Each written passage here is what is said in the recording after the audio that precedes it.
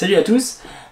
Pour ceux qui l'ont pas vu, donc j'ai fait un test très détaillé du Pixel 3. Donc vous avez ce test qui apparaît ici en haut dans la fiche au-dessus de moi. Donc dans ce test, je faisais quelque chose d'assez détaillé, mais pas aussi détaillé que ce que je vais vous montrer maintenant, avec une volonté de faire derrière 3 vidéos beaucoup plus précises sur la vidéo, la photo et l'ergonomie, et donc avec une comparaison systématique avec le S9 Plus. Et je pensais commencer par la photo, mais en fait vous avez été plusieurs dans les commentaires de cette première vidéo à me demander des précisions sur l'ergonomie. On va commencer tout de suite. On va commencer tout de suite avec ici le Pixel 3, ici le S9 Plus. Et donc la première chose qui est très nette, c'est la différence de taille, d'accord, entre les deux. Je pense que le Pixel 3 en fait fait à peu près la taille du S9 normal. Et ça a déjà un premier gros aspect ergonomique, je l'avais déjà mentionné dans la première vidéo, c'est que je suis vraiment content moi de revenir sur ce format-là. Moi jusque là en fait, avant ce S9 Plus, avant ce Pixel 3 j'avais ce S9 Plus, avant ce S9 Plus j'ai eu un LG G6, avant le LG G6 j'ai eu un Galaxy S7, avant le S7 j'ai eu un S5 mini, et avant le S5 mini j'ai eu un S4 Active, et avant j'ai encore eu 2 autres trucs, mais à la limite on s'en fiche. Ça pour vous dire que j'ai eu des formats quand même assez compacts avant vraiment ce S9 Plus qui a été de très loin le téléphone le plus grand que j'ai eu. Et moi j'aimais bien cet aspect assez compact, j'ai jamais aimé avoir un truc trop grand, même si quand j'ai pris ce S9 Plus c'était vraiment pour son écran et pour faire du drone avec en extérieur, donc la taille de l'écran était également un plus, et surtout le S9 Plus avait un module caméra en plus, de la RAM en plus, et donc il était plus intéressant à mon sens plutôt que le S9 normal. Tout ça pour vous dire que ce S9 Plus est vraiment une taille plus importante que ce que j'avais l'habitude d'avoir jusqu'à présent, qui est vraiment ce format-là. Et ça m'a posé pas mal de problèmes au quotidien. Déjà dans la poche, donc ici hop le S9 Plus, ici hop le Pixel 3, et donc vous voyez donc le S9 Plus est bien entendu plus long, mais il est également plus large, et vous voyez quand je m'assois, hop, je sais pas si vous en rendez bien compte, mais ici j'ai vraiment beaucoup plus d'efforts qui sont faits au niveau de ma poche avec le S9 Plus. Il est beaucoup plus grand et beaucoup plus large, ce qui fait qu'on le ressent beaucoup plus quand on est assis, on force beaucoup plus sur la poche, on sent que on voudrait, comme qui dirait, plier le téléphone pour qu'il s'adapte bien à la forme de la cuisse. Et du coup ça m'a posé un peu des petits tours, en particulier en voiture. Si vous savez, si vous avez juste par exemple à déposer quelqu'un et après faire un trajet de juste quelques minutes, moi souvent avec ces formats là, ce que je faisais et ce que je refais maintenant, c'est je laisse le téléphone dans la poche, et là en fait c'est tellement inconfortable et on a tellement l'impression de plier le téléphone quand il est dans la poche. Là en plus j'ai une assez grande poche, mais dès qu'on a les plus petites poches serrées de jean, vraiment on est vraiment en train de le forcer au niveau ici de la jonction de la hanche là. Et du coup ça fait que celui-là, je vais tout le temps, dès que je rentre dans ma voiture, le sortir de la poche et le mettre donc dans son petit support, la petite boîte qu'il y a dans la voiture. Et ça m'a joué les tours, parce que par exemple ça m'est déjà arrivé du coup d'oublier mon téléphone dans la voiture plusieurs fois parce que j'avais dû le sortir de ma poche, et qu'en temps normal sur un petit bout de trajet comme ça, j'aurais pas sorti de ma poche et j'aurais pas eu à y penser. Donc vraiment dans la poche, lui se fait complètement oublier, lui pas du tout, il faut le sortir dès qu'on commence à s'asseoir. Donc ça c'est une première chose. L'autre chose c'est avec par exemple un sac, vous savez, un sac par exemple, ça c'est un sac de badminton. Donc c'est un sac d'Akain, hein, et comme souvent avec les sacs d'Akain et même d'autres sacs, on a ici une poche, vous savez, capitonnée, enfin une poche avec du velours, en fait c'est pour mettre des lunettes normalement, pour pas les abîmer, pour pas les rayer. Donc ça c'est une poche bien pratique justement pour mettre un smartphone et pas abîmer l'écran. Et donc autant avec le Pixel 3 pas de problème, vous voyez, hop, ça rentre sans souci, hop, pas de souci, donc c'est vraiment, j'ai pas du tout besoin de réfléchir, je le fais tomber dedans. Par contre le S9 Plus, déjà, c'est un peu plus délicat. Alors là ça va, et vous voyez pour le sortir ça va moins, mais dès que mon sac est un peu plein, souvent je me retrouvais avec du coup le téléphone qui restait coincé ici, comme ça, et du coup devoir un peu plus réfléchir et faire attention de pas avoir par exemple l'écran qui frotte contre la fermeture écran. Donc là ça va, vous voyez, mais c'est quand même beaucoup moins pratique qu'avec le Pixel 3. Donc ça c'est un peu des évidences, hein, c'est un peu débile ce que je vous dis, mais dans la vie de tous les jours il n'empêche que lui rentre bien plus facilement et se met beaucoup plus facilement un peu partout. Et je pense également, entre autres, tant que je vous parle de voiture, vous savez aussi dans tout ce qui est les petits supports pour les voitures, on a des tailles, souvent lui rentre complètement à plat sans problème, ou complètement à la verticale sans problème, alors que lui est plus grand et donc plus difficile à caser à certains endroits. Donc voilà, au niveau de la taille, je suis vraiment très content. Même si je perds un peu donc en taille d'affichage, je suis quand même très content de repasser sur un format comme ça, et moi qui suis habitué à ce format là, je suis beaucoup plus, ça me va beaucoup mieux.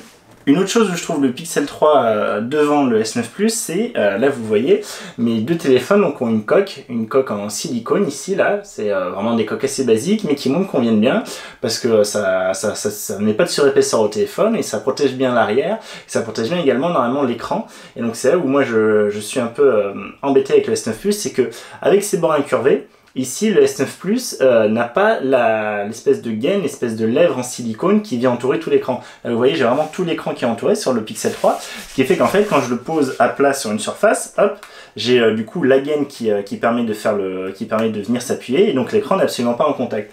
Ici, c'est le cas, mais seulement avec la lèvre du dessus, la lèvre du dessous, et sur le côté, vous voyez, j'ai pas du tout la surépaisseur qui fait que ça protège. Donc du coup, on est beaucoup plus potentiellement, on a plus ce risque si par exemple la table n'est pas très plate ou qu'il y a quelque chose dessus, que l'écran soit directement appuyé sur lui-même et donc potentiellement se raye comparativement au Pixel 3. Ici sur le capteur d'empreinte, on va justement parler du capteur d'empreinte juste après, mais vous voyez qu'ici le capteur d'empreinte est vraiment dans l'alignement des deux objectifs, et donc ça, dans l'alignement des deux objectifs, et donc sans ici avoir vraiment de séparation, ce qui fait qu'au niveau de la coque on sent pas vraiment la séparation. J'ai les mains de taille médium, donc je mets du M en gant, et donc vous voyez que bon, moi normalement naturellement mon doigt tombe bien dessus, mais ceux qui ont des plus grandes mains vont peut-être atterrir sur les appareils photo et pas forcément trop savoir où ils sont, et on a un petit décalage mais qui est pas, on a un petit trou mais qui est pas énorme, alors que sur le Pixel 3 on a vraiment pas de possibilité de se tromper vu que le capteur et le flash sont vraiment complètement décalés, et du coup quand on a la coque on a vraiment le rond, on est obligé de mettre le doigt dedans, il n'y a pas ouais, si je mets mon doigt là, je sais qu'il faut que j'aille là.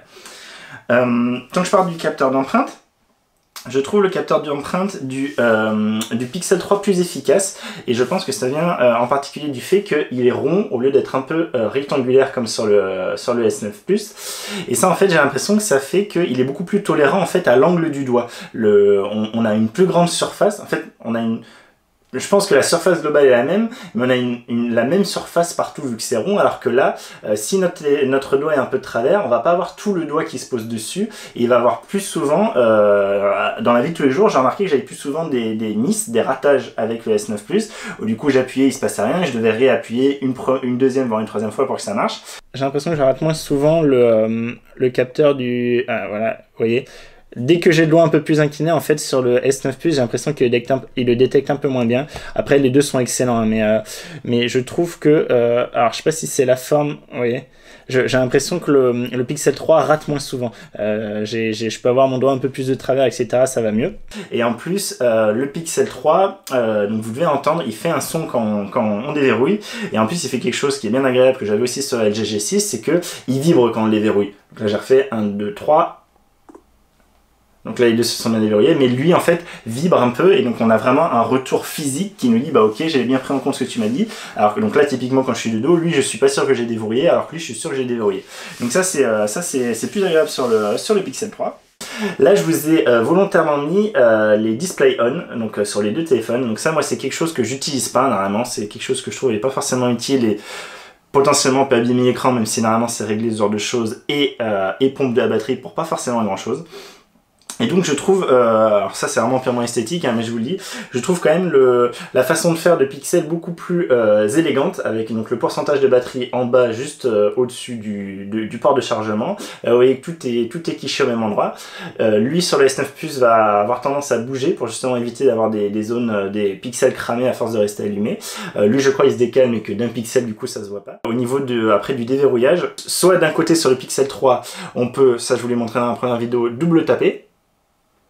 Je l'ai fait, oui je l'ai fait, donc double tap sur l'écran, ça amène vraiment au niveau de l'écran de déverrouillage, et ici sur le S9 Plus on n'a pas ça du tout, hein. J'ai beau double taper, d'accord, il se passe rien, je peux double taper sur n'importe quoi, il se passe rien, il faut que j'appuie sur, vous voyez, la petite icône en bas, là, la petite icône qui est en fait l'icône Home de Samsung, et c'est genre pas juste une fois pour pas qu'il se déverrouille, pour pas qu'il enlève son Always On Display sans le vouloir, il faut double taper. Voilà. Et quand on double tape, on arrive sur l'écran de déverrouillage. Donc ça c'est quelque chose qui, moi, je trouvais moins bien fait que sur le Pixel. C'est-à-dire que quand il est par exemple posé sur une table, d'un côté le Pixel, on peut double taper très rapidement pour voir ce qui se passe, alors que de l'autre côté, il faut vraiment aller taper sur le petit symbole en question pour le voir. Donc ça, c'est pas cool.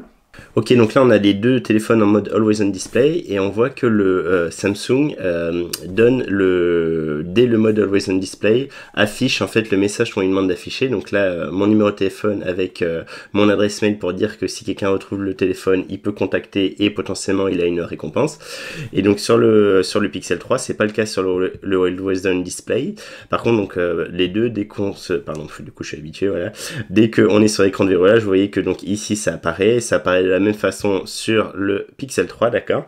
Et là où le Pixel 3 va un peu plus loin, c'est que quand on est ici, si on lève, donc pour le déverrouiller, on voit ici, alors c'est pas dit que les gens si quelqu'un trouve le téléphone, il aille voir ça, mais on a la possibilité, donc quand on monte, d'aller dans Urgence. Et dans Urgence, vous voyez qu'on a ici Information d'urgence. Donc on clique une première fois, puis une deuxième fois pour être sûr que le téléphone soit sûr que ce soit pas une mauvaise manipulation. Et donc dedans, on a en fait on a pas mal d'informations d'urgence. Donc si par exemple on est dans un accident, donc bon on a l'adresse à la limite on s'en fout. On a le groupe sanguin qui est assez important, allergie, donc moi j'en ai pas, traitement médicamenteux si on en a, donneur d'organes et autres informations. Donc moi je dis que je suis sujet aux migraines ophtalmiques. Et en plus ici on peut mettre des contacts. Alors je sais pas jusqu'à combien, mais en tout cas 4 de sûr. On peut mettre des contacts donc à contacter en cas d'urgence. Donc là, moi j'ai mis des faux numéros, hein, exemple contact 1, contact 2. Et en fait, directement depuis ici, il y a possibilité d'appeler ces contacts-là. Donc là, je vais évidemment pas contacter parce que c'est peut-être un vrai numéro, j'y crois pas trop, mais peut-être ça donne chez quelqu'un. Là, par exemple, mettre typiquement votre femme. Donc si vous êtes à l'étranger, le mec a pas besoin d'essayer d'appeler un téléphone français et donc savoir qui va douiller. Il appelle votre femme avec votre téléphone et du coup, c'est votre téléphone qui va douiller, mais vous vous en foutez. Est-ce que vous allez retrouver votre téléphone et lui il s'en fout parce qu'il paye pas pour rien. Donc voilà, ça je trouve ça bien dans les deux cas qu'on ait ça sur l'écran de verrouillage. Et par contre j'avais pas vu tout de suite sur le Pixel 3, donc je vais vous le montrer justement. Sur le Pixel 3, pour y aller, il faut aller dans les paramètres, ok. Donc, dans les paramètres, vous n'allez pas dans sécurité et localisation comme on pourrait le croire, mais dans système. Dans système, il faut aller dans à propos du téléphone. Et dans à propos du téléphone, vous avez un 1, 2, 3, 4e ligne, information d'urgence. Et là-dedans, donc vous pouvez changer, modifier vos informations, ajouter des contacts, modifier des contacts. Et donc voilà, tout est disponible et après ça apparaîtra sur l'écran de verrouillage. Et petite précision sur ce Always on Display, si c'est quelque chose qui vous intéresse.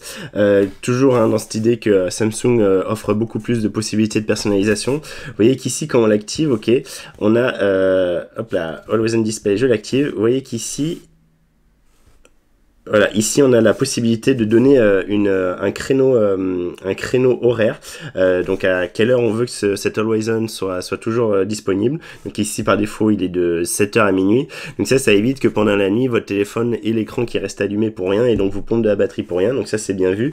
Tandis que sur le Pixel 3, donc je vous rappelle hein, pour avoir accès, enfin où je vous le dis, c'est dans paramètres, affichage, et dans affichage faut aller dans affichage en mode veille, et dans affichage en mode veille, ici vous avez toujours activé. Et vous voyez qu'ici il n'y a pas de possibilité de régler une heure ou quoi que ce soit, c'est vraiment voilà, il est tout le temps allumé et donc ça pompe tout le temps de la batterie pour rien la nuit.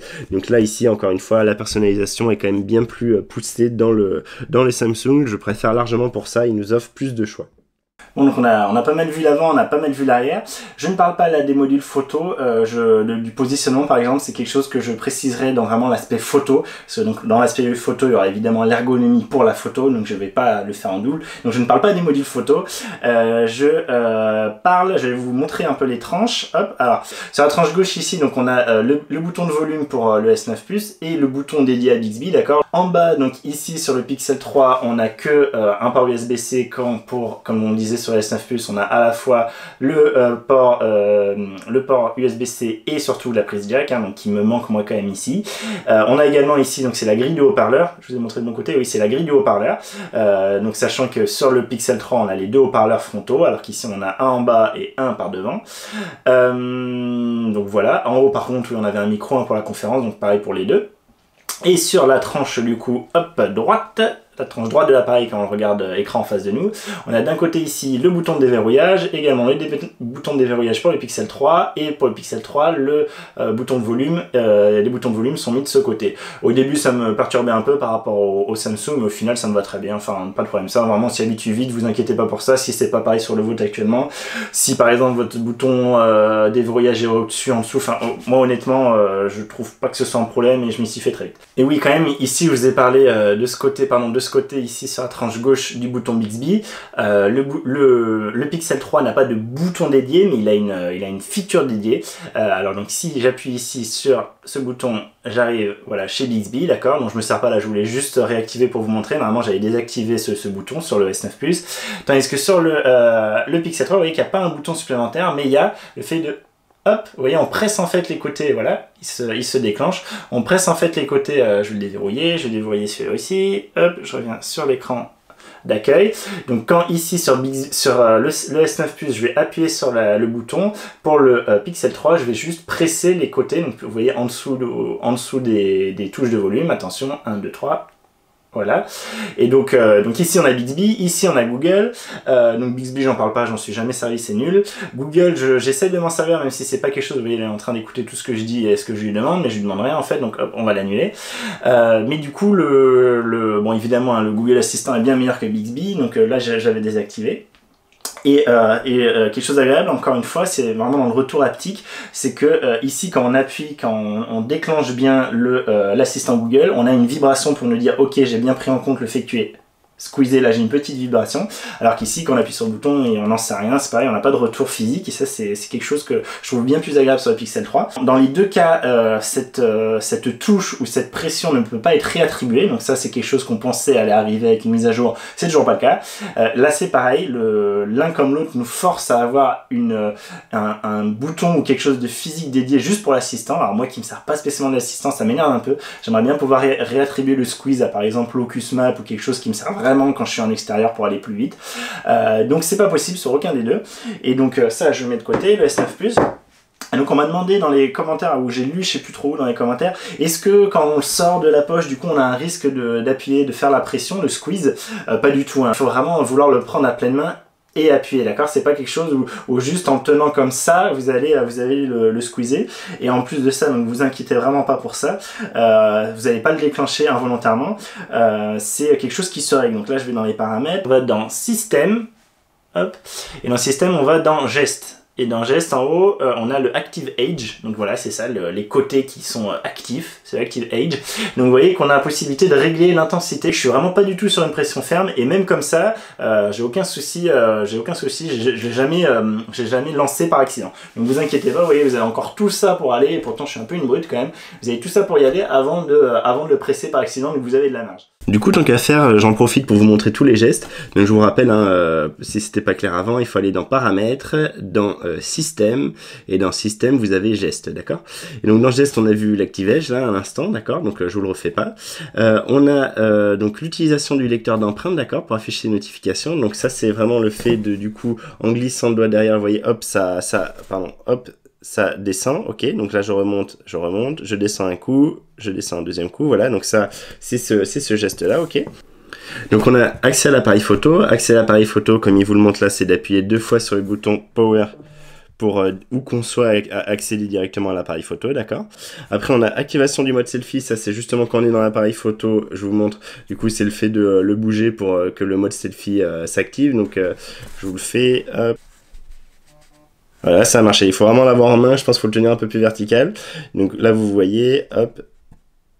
Et normalement, ça va repasser. Voilà, là, ça repasse. Donc, il vibre et ça repasse au capteur arrière. Bon, honnêtement, je m'en sers pas. J'ai pas l'impression que ça me serve des masses, ce truc-là. Mais bon, voilà, j'ai laissé, ça y est. Appuyer 2 fois. Oui, ça, c'est du coup le double tap sur l'écran. On peut pas le toucher parce qu'il y a le Always On Display qui est activé. Donc, le Always On Display, du coup, j'en profite. Il faut aller dans affichage, et dans affichage vous avez je crois que c'est affichage en mode veille, et donc affichage en mode veille c'est le truc toujours allumé, toujours affiché, donc ça je désactive, et vous allez voir que du coup dans le paramètre de geste, hop, Hop, dans les paramètres de geste, on a ici possibilité de faire appuyer 2 fois sur le tel pour activer, ça je vous l'ai déjà montré avant, donc c'est ici. Appuyer, saisir le téléphone pour le consulter. Ça c'est s'il est comme ça, d'accord, il est verrouillé, on le prend, on l'incline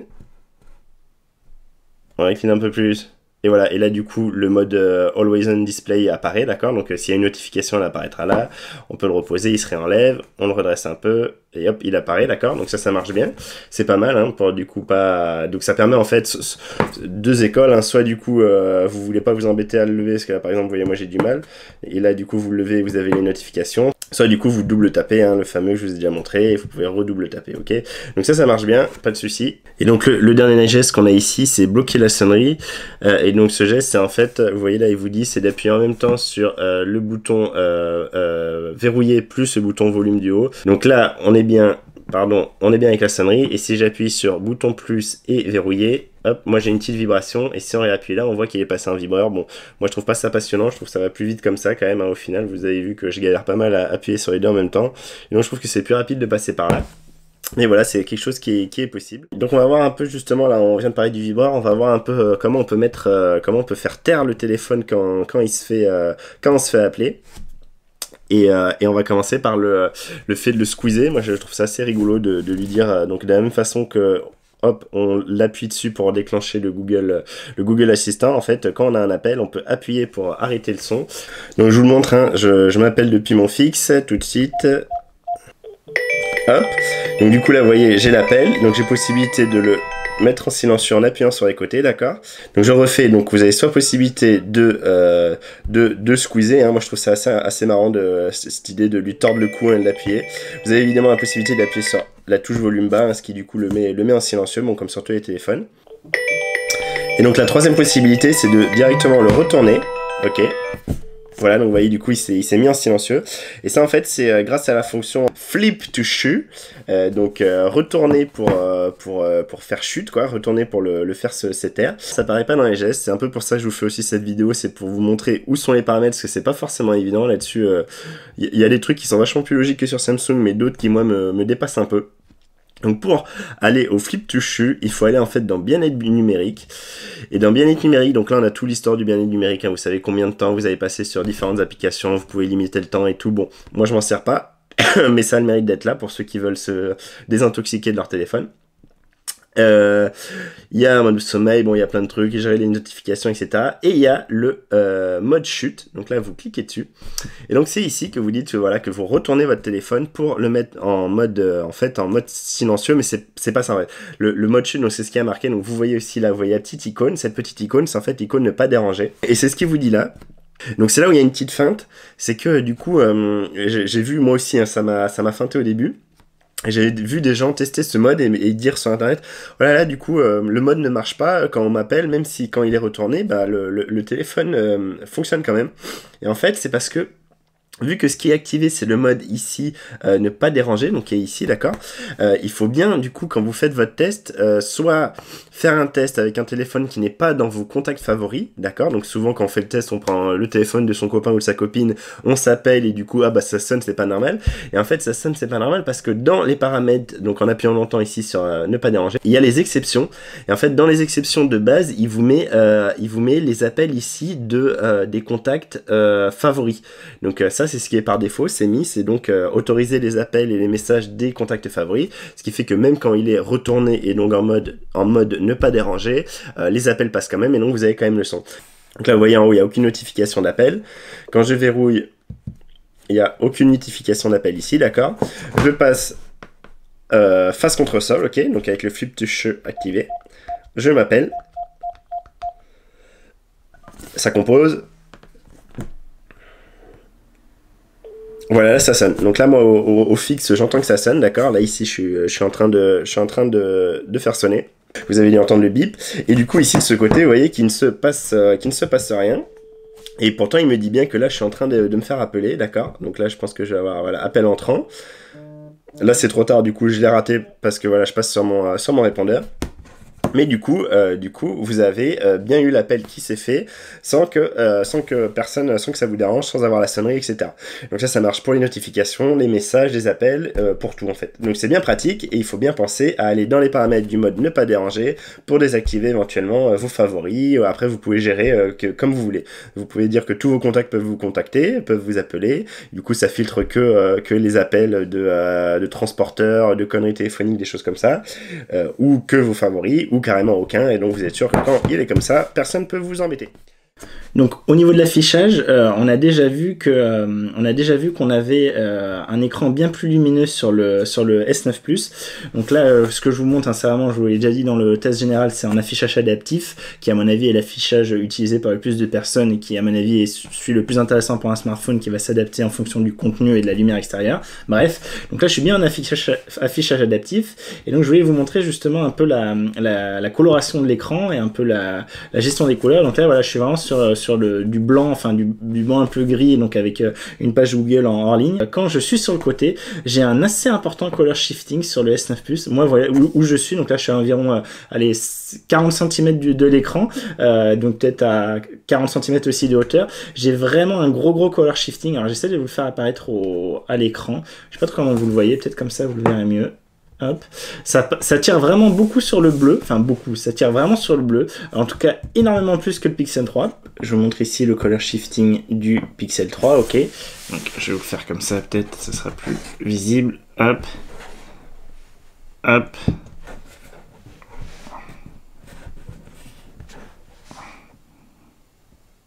Une chose que les deux font et qui est très bien et que faisait pas par exemple mon G6 et mes téléphones avant, c'est d'avoir ici la possibilité donc d'avoir la rotation de l'écran et donc d'avoir même sur l'écran d'accueil de l'avoir en format paysage.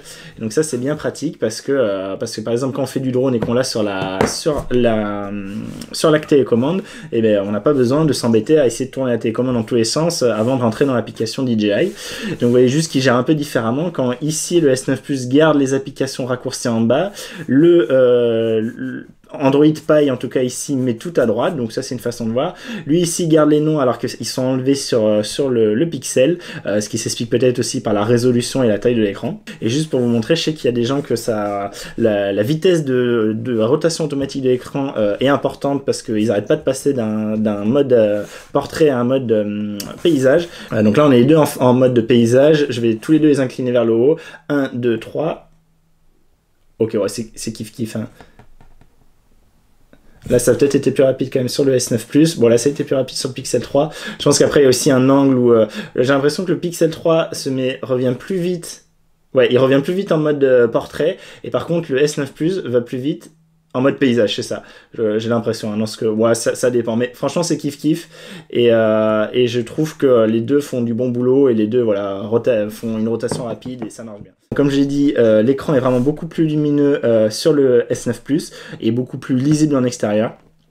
Quand ici avec le Pixel 3 j'arrive presque plus du tout à distinguer ce qui se passe, lui dans les mains j'arrive encore à faire à peu près ce que je veux sans trop de problèmes, ça se voit mal mais ça se voit alors qu'ici ça se voit presque plus, donc lui en extérieur beaucoup mieux, donc S9 Plus si vous voulez vraiment faire de l'extérieur, et donc du coup voilà, vous avez un peu une idée des couleurs. Je vais essayer de vous remettre justement, de vous montrer quand c'est, alors ici je suis déjà à fond, ici je le mets aussi à fond sur le S9 Plus, de toute façon à l'écran, à la caméra je pense que ça se voit pas des masses, et même moi là je vois pas des masses, c'est vraiment quand je suis en plein soleil que je m'en rends compte.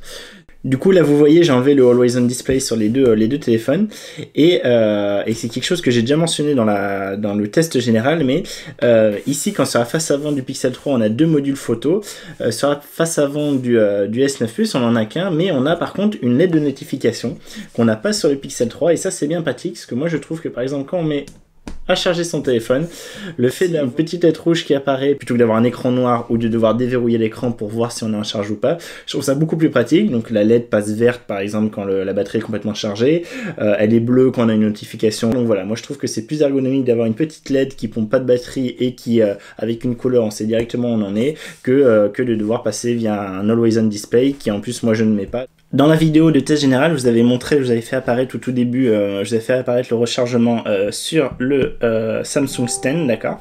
Et donc je vous avais montré ici en bas, je vous avais fait un petit pouce en vous montrant rechargement rapide. Et en fait après l'utilisation, je me suis rendu compte que c'était pas le cas, hein, que il y avait beau avoir marqué rechargement rapide, c'était une erreur.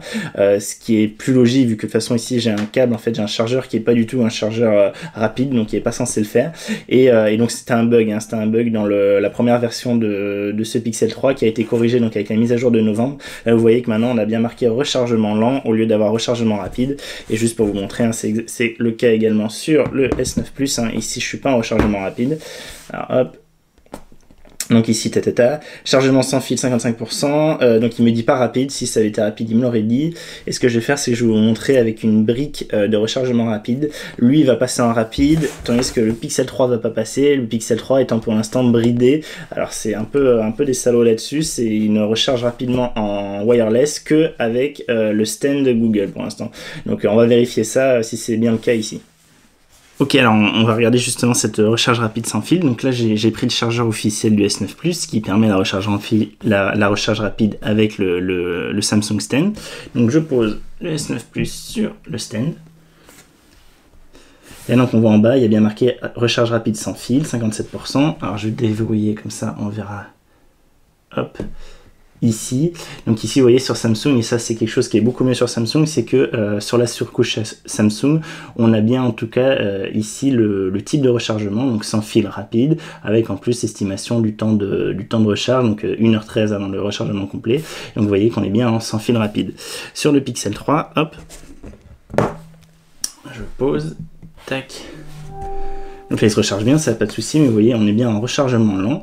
Et l'autre chose que je voulais vous montrer, c'est que donc ici on n'a pas moyen de toucher ça. Et quand je déverrouille, tac, ici je n'ai pas dans les notifications l'aspect est-ce que je suis en recharge lente, en recharge rapide. Et si je vais dans les paramètres de la batterie, hop. Donc il me dit batterie en charge, mais vous voyez c'est pareil, j'ai pas de précision sur comment est cette charge, est-ce qu'elle est rapide, combien de temps ça va prendre, etc. Donc je trouve les informations sur le S9 Plus plus intéressantes. Et donc lui, en tout cas le Pixel 3 semble bien pour l'instant bridé et n'accepter la recharge rapide sur stand qu'avec son Google Stand à 80 balles je crois.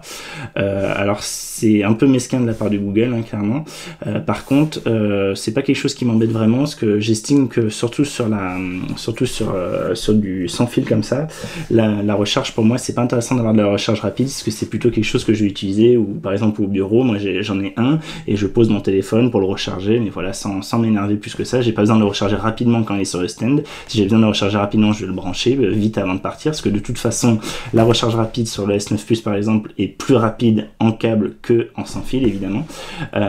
Et du coup pourquoi je vous dis ça, c'est parce que vous savez sûrement que les batteries maintenant, elles s'en fichent un peu du nombre de charges-décharges. Ce qui vraiment va les abîmer, c'est d'une part de décharger fortement la batterie, de par exemple être en dessous de 10%, 5%. Ça, c'est quelque chose qu'elles aiment pas trop, les batteries lithium-ion. Elles préfèrent être toujours, on va dire, entre 20% et 80%. Donc, si vous la rechargez régulièrement, très régulièrement, entre ces eaux-là, entre 25, on va dire 75, 20, 80, c'est quelque chose qui vraiment va faire que la batterie va durer plus longtemps.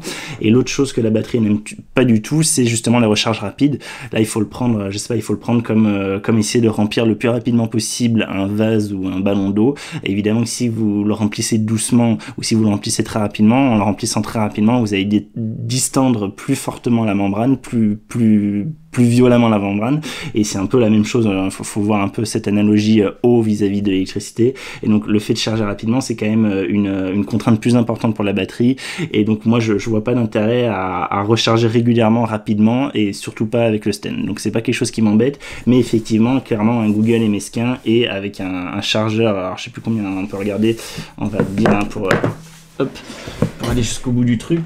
Voilà, 9 volts pour 1,87 ampères. Donc il fait en gros, allez, on va dire 16 watts, 16 ou 17 watts. Donc, et sinon il est en 5 volts 2 ampères, donc en 10 watts. Donc voilà, c'est bien un fast charge et il n'est pas supporté par la recharge rapide de ce stand, en tout cas n'est pas supporté par le Pixel 3, et je crois qu'en fait il supporte aucune recharge rapide à part son stand à lui, donc c'est pas très fair play. Au niveau de l'économiseur de batterie, donc je vous renvoie vers la vidéo hop qui apparaît en fiche en haut à droite, donc du test détaillé du S9 Plus où justement je montrais les différents modes d'économie d'énergie et en particulier le mode ultra économie d'énergie, et donc ce mode marche bien, mais au final je vous avoue que je m'en sers pas tant que ça, parce que il limite tellement les applications qu'on peut utiliser, et donc en nous forçant à utiliser les applications soit stock de Samsung soit de chez Google. Et donc par exemple Locus, je peux pas l'utiliser avec le mode ultra économie d'énergie, et donc il limite beaucoup de choses, ce qui fait qu'au final le téléphone n'est plus vraiment trop utilisable, et donc je m'en suis vraiment jamais trop servi. Donc la fonction dont je me servais, c'était la fonction automatique d'économie d'énergie au bout d'un certain moment, donc en moyen du coup on lui dit, on lui donne, et là ce que vous avez pu voir affiché, c'est que pendant qu'il désactive des choses, il nous dit tout ce qui est désactivé, et il a automatiquement dit combien de temps la batterie allait durer, donc en estimant, en faisant ses calculs. Donc là il estime qu'elle va durer pendant 2 jours et 5 heures, d'accord, contrairement au Pixel 3 qui lui, donc quand on met le mode économie d'énergie, on n'a pas du tout ce changement d'estimation d'autonomie. Quand ici on l'active chez le Pixel 3, donc c'est cette icône, donc du coup l'icône devient l'icône de batterie, il n'y en a pas une en plus, c'est la même qui devient encadrée en rouge avec un petit plus médical, donc ça je trouve ça pas mal. Et par contre, donc si on appuie longtemps et qu'on va donc on va faire pareil ici de ce côté, hop. Voilà. Donc sur l'estimation, vous voyez qu'il m'estime que là, en mode économie d'énergie, il me reste 18h30 de batterie. Donc en lui, il estime qu'il va me rester à peu près 2 jours et 5 heures. Donc si je redésactive ici, hop, donc il va rechanger ces choses. Vous allez voir qu'il va recalculer avec une vision à la baisse de ce qui me reste. Donc là, il me dit qu'il va me rester plus que 1 jour et 19 heures. Parce que si ici, je désactive justement ce mode batterie, hop, donc là, l'icône est repassée blanche, et vous voyez qu'ici il m'annonce toujours 18h30 avant la prochaine charge, et donc en fait on n'a pas une estimation en temps réel de combien nous fait gagner ce mode économie d'énergie. Ça, je trouve ça un peu dommage. Je trouve que le Samsung nous laisse plus de possibilités, est plus précis dans l'utilité de ce mode, et en plus nous laisse plus de possibilités, donc je trouve plus puissant.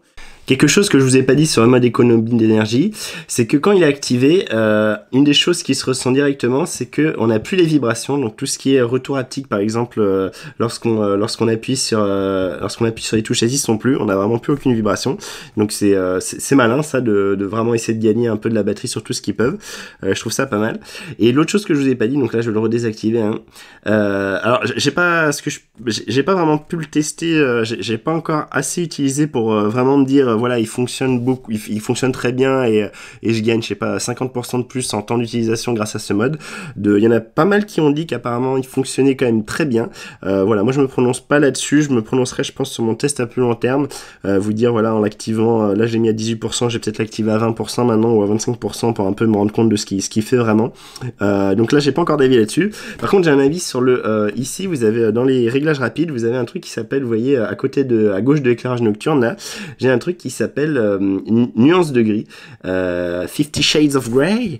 Donc dans nuance de gris, vous voyez en fait ce que ça fait, c'est que ça passe l'écran en fait en noir et blanc, en gris quoi. Et du coup, il y en avait aussi qui disaient que c'était pas mal ça, que ça permettait de bien économiser de la batterie. Ça fait quand même perdre énormément en lisibilité. Donc on appuie les couleurs, on appuie les icônes de couleurs, etc., etc.